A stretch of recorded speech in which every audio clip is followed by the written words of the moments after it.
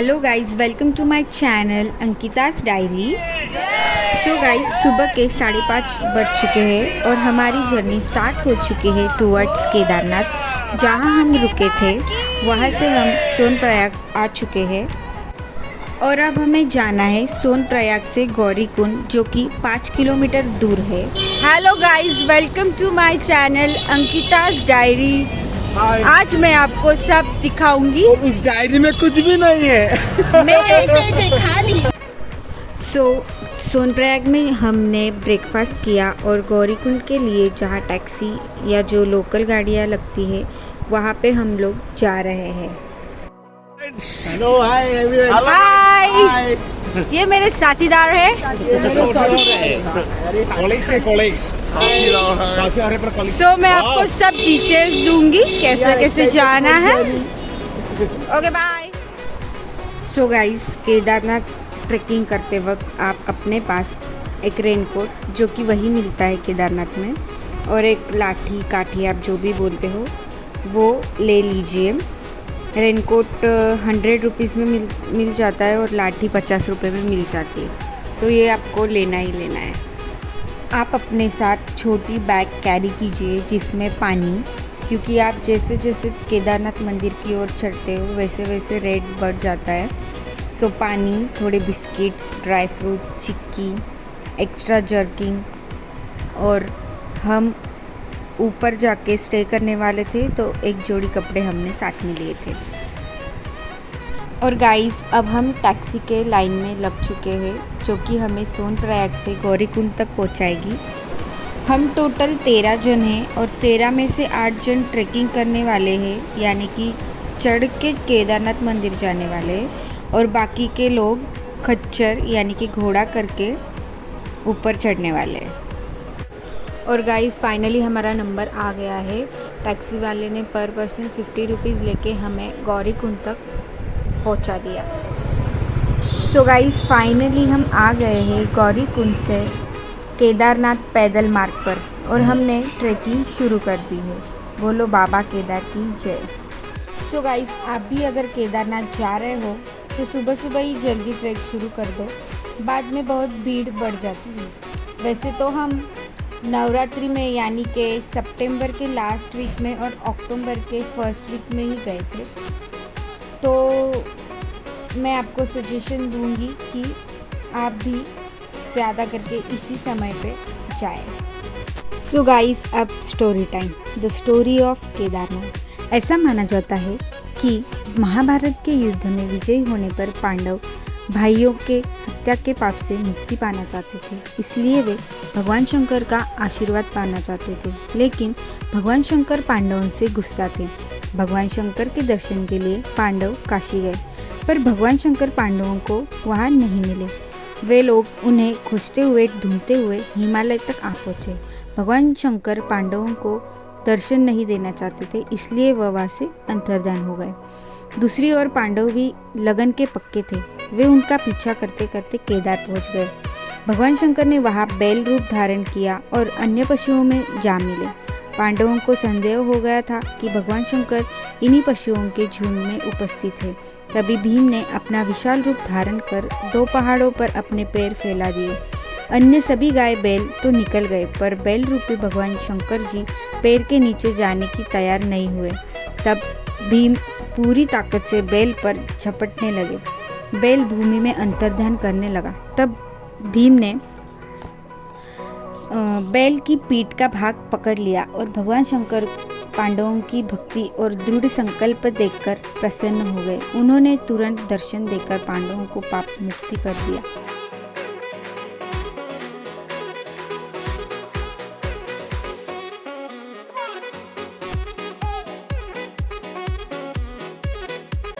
और गाइस, आप जैसे जैसे ऊपर की ओर बढ़ने लगते हैं वैसे वैसे ही सांस लेने में तकलीफ़ होती है।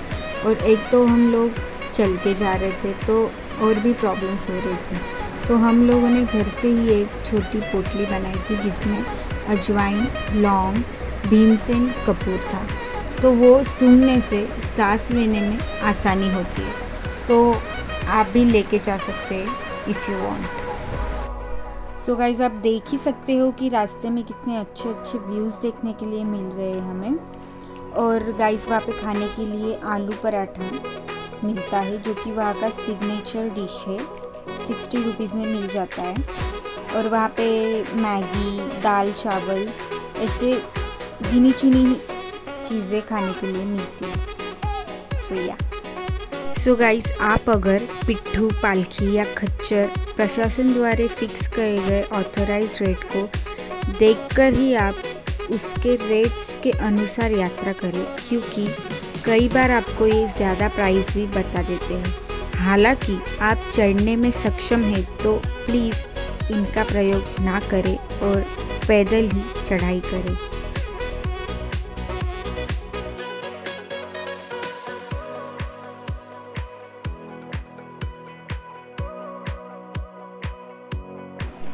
गाइस ये आप जगह देख रहे हो इसे रामबारा कहते हैं। जब 2013 में बाढ़ आई थी तो यहीं पे सबसे ज़्यादा अफेक्ट हुआ था। तो पहले यहीं पे बस्तियाँ हुआ करती थी, पर अब यहाँ पे कुछ भी नहीं है।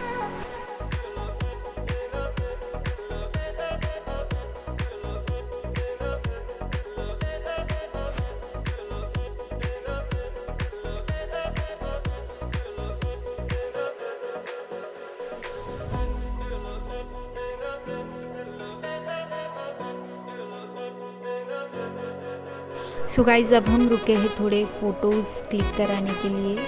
आप भी देख सकते हो कितनी सुंदर जगह है। सो या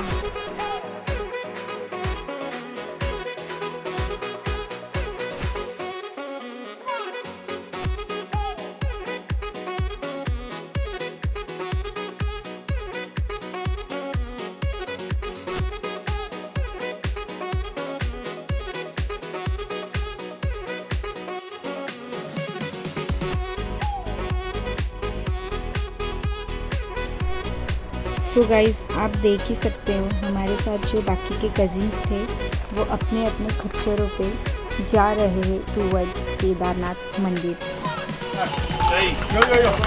बोल बम बाबा केदार की जय जय।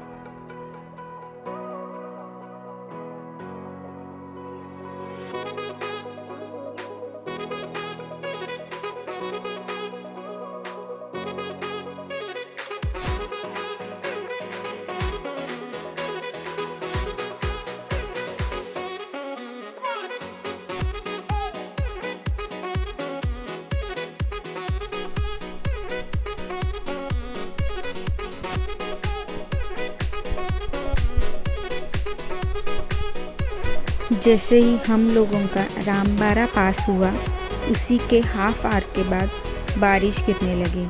वहाँ पे कोई भरोसा नहीं, कभी धूप आ जाती है तो कभी बारिश, और ठंडी तो रहती ही है। सो गाइस आप देख ही सकते हो हम जल्दी जल्दी ऊपर पहुँच पाए, इसलिए हम पैदल मार्ग के शॉर्टकट्स यूज़ कर रहे थे।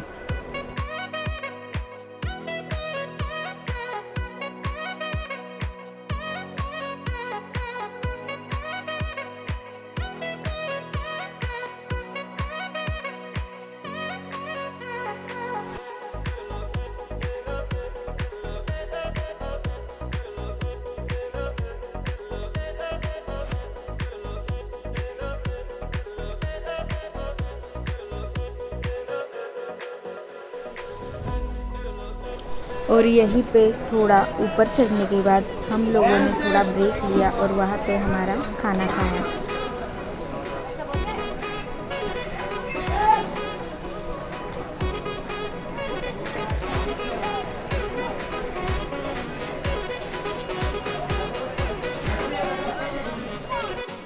आलू पराठा एंड मैगी।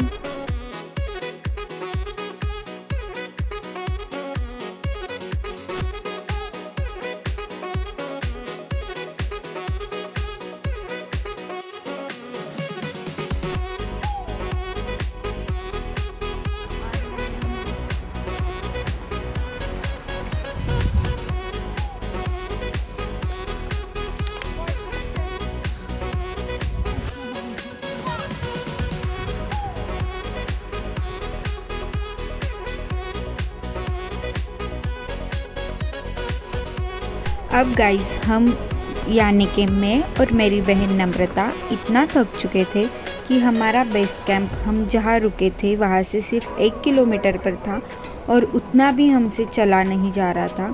पैर बहुत भारी हो गए थे, तो हम दोनों ने पिट्ठू कर लिया था हमारे टेंट यानी कि नंदी बेस कैंप तक। और गाइस ये हमारा टेंट था, सो ब्यूटीफुल। पूरा 21 किलोमीटर हम चढ़ के आए थे फॉर केदारनाथ दर्शन। और अब हम सभी थके हारे लोग सोते हुए अपने क्यूट से टेंट में। सो गाइस हम लोग 750 को पहुंच गए थे टेंट में। फिर हम लोगों ने सोचा कुछ खा लेते हैं, और हम इतने थक गए थे कि हम खाना खाने के बाद तुरंत ही सो गए। मतलब 7:30 को हम लोग सभी सो गए थे।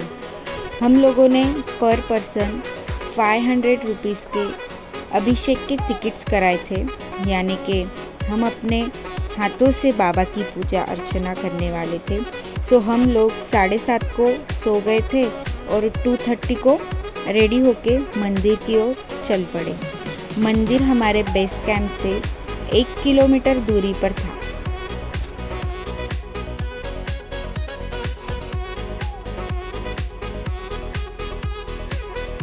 सो फ्रेंड्स, मैं आपके साथ मेरा एक्सपीरियंस शेयर करना चाहती हूँ कि मैं जब भी ट्रैकिंग के लिए जहाँ भी जाती हूँ, ट्रैकिंग के बाद घर आने पर मैं एटलीस्ट 2 दिन बेड से उठ नहीं पाती हूँ। पर केदारनाथ में मेरे साथ कुछ अजीब ही हुआ। हम लोग 7:30 को सो गए थे और 2:30 के आसपास हम सब रेडी होके मंदिर की ओर जा रहे हैं, और फिर भी मेरे पैर या कुछ बॉडी पेन मुझे महसूस नहीं हो रहा। सो ये तो बाबा की ही कुछ जादू है, बाबा का ही कुछ चमत्कार है। तो बोलिए बाबा केदार की जय। और देखिए बातें करते करते सामने ही हमारे बाबा का मंदिर आ चुका है। बाबा केदार की जय। मंदिर में बाबा का दर्शन और बाबा का अभिषेक करके जो खुशी हुई है, क्या बताऊँ मैं आपको। मंदिर में इतनी पॉजिटिविटी, इतनी शांति, आहा हा, मन तो प्रफुल्लित हो गया। बाबा के दर्शन के बाद हम लोग वहाँ पे थोड़ी देर रुके और फिर हम अपने टेंट की ओर जा रहे थे। फिर जाते जाते हमने वहाँ पे थोड़ा नाश्ता किया और फिर टेंट में जाके और थोड़ा आराम किया। आराम करते करते सुबह के 8 बज गए। फिर हमने बाहर जाके वहाँ का नज़ारा देखा। आहा हा, क्या नज़ारा था। एक तरफ धूप तो एक तरफ छाव और एक तरफ ग्लेशियर था। हमारे साथ जो कजिन्स थे उनमें से 3 जन का दर्शन हमारे साथ नहीं हुआ, तो वो 7 बजे ही दर्शन के लिए चले गए। और फिर हम जो बाकी के लोग थे वो टेंट में ही रुके थे। तो फिर हम सब ने सोचा कि थोड़ा नाश्ता और थोड़े फ़ोटोज़ क्लिक कर लेते हैं। Then we spend good time there.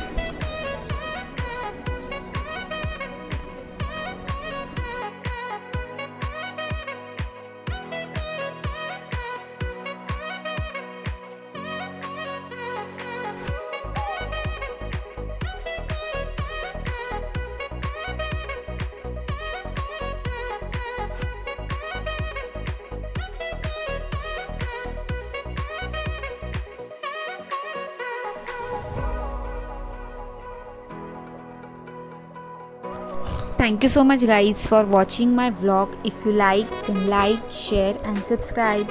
Bye guys.